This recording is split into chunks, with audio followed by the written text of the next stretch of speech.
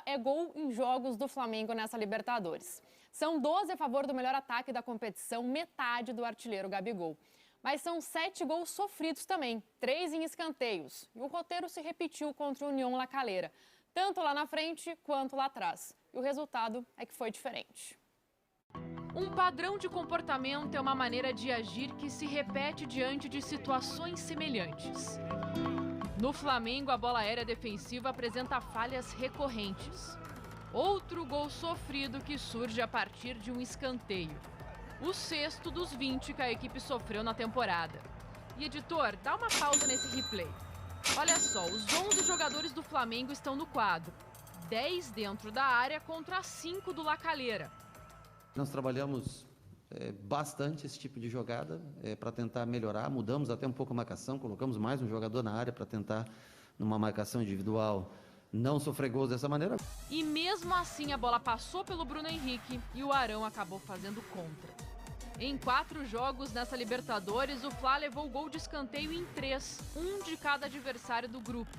Antes disso, o La Calera já tinha feito outro gol logo no comecinho do jogo. A falha dessa vez foi individual de Bruno Viana.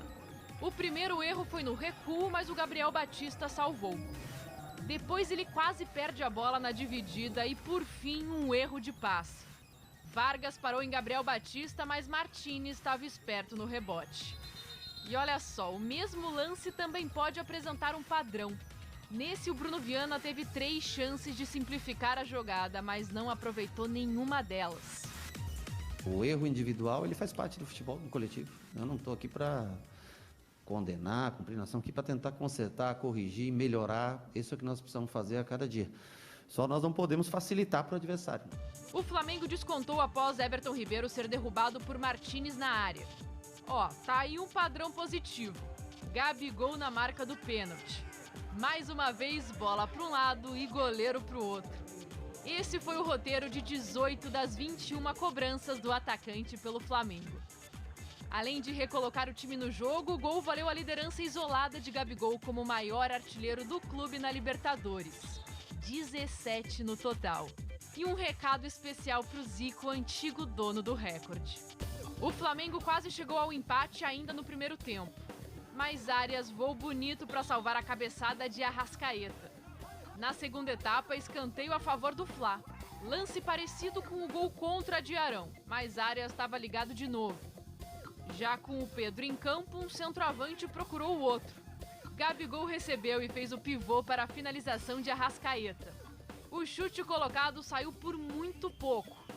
E de tanto insistir, o Flamengo chegou ao empate. William Arão se redimiu e marcou em escanteio lá na frente. O zagueiro /volante chegou a 27 gols pelo Flamengo. Mais da metade de cabeça, são 15 no total. Repetições diante de situações semelhantes. União La Calera 2, Flamengo 2. Saímos daqui com um ponto que não era o que queríamos, mas de 3 jogos fora de casa na Libertadores, 2 vitórias, 1 empate, também não é ruim. E nós temos que ter consciência disso. O Flamengo segue isolado na liderança do grupo com 10 pontos e pode se classificar ainda nessa rodada. Basta a LDU vencer o Vélez amanhã na Argentina.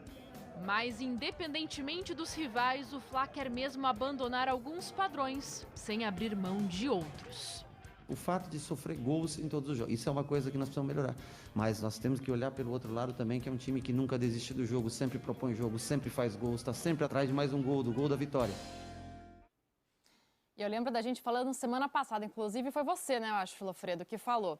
Ok, tá tomando gol todos os jogos, mas vai chegar uma hora que o Flamengo vai acabar perdendo pontos, ou perdendo uma partida, perdeu pontos ontem contra o União La Calera, tomou esses 2, acabou, né, sofrendo empate, tomando os 2 gols. Vamos começar falando dessa defesa. A gente sabe, o William Arão fez o gol contra, mas deu a volta por cima depois, né? Conseguiu marcar o gol de empate. Já o Bruno Viana, gente, uma atuação muito ruim, 3 erros no mesmo lance no primeiro gol do União La Calera. Muito inseguro, até acabou sendo substituído no segundo tempo, Lofredo. Pois é, olha só, eu acho que você, se propondo a jogar de uma certa maneira, como se propõe o Flamengo, você vai ter exposição e, eventualmente, você não vai conseguir mudar os resultados devido à exposição. Não foi o caso ontem. Eu acho que a gente tem que analisar exposição e erro individual. Você levar o gol porque você expõe o time, porque você busca muitos gols contra os adversários, isso faz parte de uma maneira de jogar. Está no risco da maneira de jogar. Você levar gols porque os seus jogadores cometem erros graves individuais, não é o caso do gol contra do Arão, isso aí é uma excepcionalidade, isso aí é um azar, é uma bola que pega no jogador de surpresa e vai em direção ao gol, não é uma falha. Agora, o primeiro lance é uma falha muito grave de um jogador que já não vem jogando bem, que começou ali dando mostras de que poderia ser um jogador com um bom nível para ser útil à equipe, mas que depois, eu acho que isso ficou bem claro logo de cara, não é de agora não mostrou estar no nível esperado, e ele já vem jogando partidas, já desde o Campeonato Carioca, partidas que demonstram que ele talvez não tenha a qualidade necessária para ser um zagueiro titular do Flamengo no momento. E ele comete 3 falhas no mesmo lance, muito mais. Eu diria até de responsabilidade, sabe? Tentei sair jogando uma, não consegui, vou tentar outra, não consegui, a terceira também não consegui. Enfim, eu acho que o Rogério está certo na entrevista, mas ele tem que conversar com o jogador. Claro que é uma exigência para que o jogador de defesa saia jogando, mas tem limite, né? E o cara tem que saber qual é o limite. Pois é, Cereto. E o que fazer? Como consertar essa defesa do Flamengo, que não é de hoje, né? É o ponto negativo dessa equipe que consegue sempre garantir ali na frente, tem um ataque espetacular, o melhor do Brasil, mas lá atrás, nesse jogo, comprometeu, inclusive deixou, né? O Flamengo empatando. O Flamengo poderia vencer essa partida, superior à União La Calera, e acabou saindo com um empate fora de casa. Olha, a evolução do time do Flamengo, ela passa por escolhas técnicas do técnico, né, do treinador Rogério Ceni, escolhas individuais, né, de alguns jogadores, né, que ele tem insistido e não está dando certo. Ele diz que não quer falar sobre o individual, prefere falar sobre o coletivo, passa por escolhas coletivas, e aí o modelo de jogo, o sistema de jogo e tudo mais, e passa por questões táticas, né? Eu acho que o Rogério Ceni está bem ciente dos problemas do Flamengo, das virtudes e dos defeitos do time do Flamengo. Algo que a gente tem falado aqui tanto, né? A gente tem sido repetitivo porque o roteiro do Flamengo tem sido repetitivo nos jogos. É um time que tem uma vocação ofensiva absurda, acima da média, mas que talvez essa vocação ofensiva não seja o suficiente para ganhar um campeonato como a Libertadores se continuar errando tanto assim no sistema defensivo. Né? E o Rogério Ceni vai ter que corrigir isso, porque a Libertadores ela começa mesmo no mata-mata. Essa fase de classificação, um time como o Flamengo tem a obrigação de passar, vai passar, pode tropeçar. Ontem é um tropeço contra um time muito fraco, eu acho que é um tropeço ruim, né? É um tropeço muito ruim, não pode ser digerido de uma maneira tranquila. Acho que o Flamengo tem que prestar atenção nesse tropeço, mas está praticamente classificado. Agora, tem que refletir, porque se continuar errando do jeito que está errando, numa fase de mata-mata, pode ser surpreendido de uma maneira negativa. Né? A Libertadores é muito difícil ganhar a Libertadores. Né? Não é só com bola que você ganha a Libertadores, não é só jogando um futebol brilhante que você ganha a Libertadores. Não é só com vocação ofensiva que você ganha a Libertadores. Não pode errar tanto. Eu queria destacar 2 jogadores, gente. Primeiro, o Diego. Vamos falar do lado positivo desse Flamengo. O Diego, como ele se encontrou, né, nessa nova função jogando como volante. Ontem, numa grama sintética, que o jogo fica mais rápido. Ele marcou, ele ajudou na construção das jogadas, não cansou, teve fôlego durante toda a partida. E outro jogador também que foi uma escolha do próprio Rogério Ceni, que ele entende muito bem de gol, foi o Gabriel Batista, ontem sendo escolhido nesse time titular no lugar do Hugo. E trouxe mais segurança para o gol. Ele não falhou em nenhum dos 2 gols do União La Calera, fez inclusive uma defesaça no primeiro tempo, Lofredo. E acho até que ele poderia ter evitado o primeiro gol, né? Só não evitou porque o Bruno Viana resolveu errar mais 2 vezes, né? Ele salvou o primeiro gol, ele evitou o primeiro gol e aí o Bruno Viana comprometeu ele de novo. É um goleiro que ainda está em desenvolvimento, tá? É mais velho do que o Hugo, mas ainda está em desenvolvimento e ele precisa de jogos e ele precisa ter essa experiência para poder desenvolver o futebol dele. Eu acho que ele passa mais segurança e eu acho que ele está mais focado no momento da carreira dele do que o Hugo. O Hugo me parece um pouco deslumbrado com a oportunidade de ser um atleta de ponta do Flamengo. E isso tira muito a concentração do atleta e faz muita diferença, principalmente para um goleiro. Acho que para um jogador de linha, dependendo da posição, talvez não atrapalhe tanto, mas para um goleiro faz muita diferença. E o Gabriel Batista me parece com um momento favorável para ele ser o substituto, né? Porque, na verdade, o Flamengo tem um goleiro que tem tido muitas lesões, esse é um problema. É um goleiro que já desde a temporada passada tem mostrado dificuldade em manter um número alto de partidas jogadas. Teve a renovação do seu contrato, mas tem essa dificuldade. Mas seria muito importante que o Flamengo tivesse um goleiro mais experiente para a Libertadores, mesmo na ausência do Diego Alves. Difícil encontrar aí no mercado. Difícil, e eu entendo que o Flamengo queira desenvolver esse goleiro, mas pode fazer diferença na Libertadores. E o Flamengo já está de volta ao Rio de Janeiro. No desembarque, o William Arão falou das falhas defensivas da equipe do clássico contra o Fluminense pela final do Campeonato Carioca. Vamos ver. A gente tem trabalhado todos os dias para isso.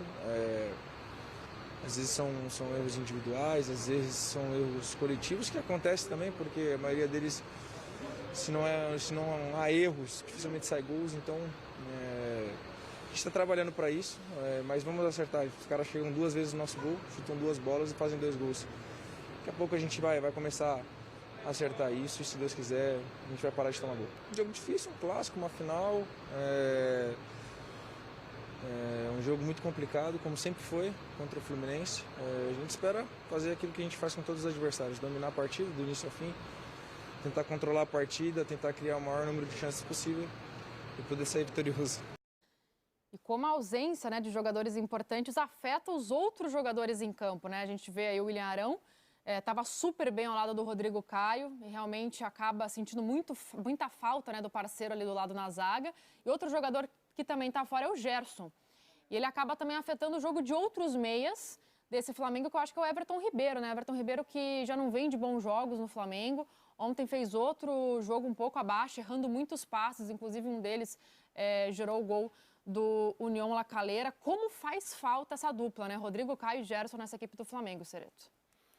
Faz muita falta. Nesse momento, até o Rodrigo Caio acho que faz mais falta do que o Gerson, porque o Rodrigo Caio, o Arão, não era o Arão que tinha que dar entrevista, né? O Arão não é culpado de nada, né? O Arão ali tá dando, coitado, jogou por ele e pelo Bruno Viana, de fato, estava numa... onde será que ele estava, hein, Lofredo? Com a cabeça, o nosso glorioso zagueiro do Flamengo, o quarto zagueiro do Flamengo, para errar 3 vezes no mesmo lance.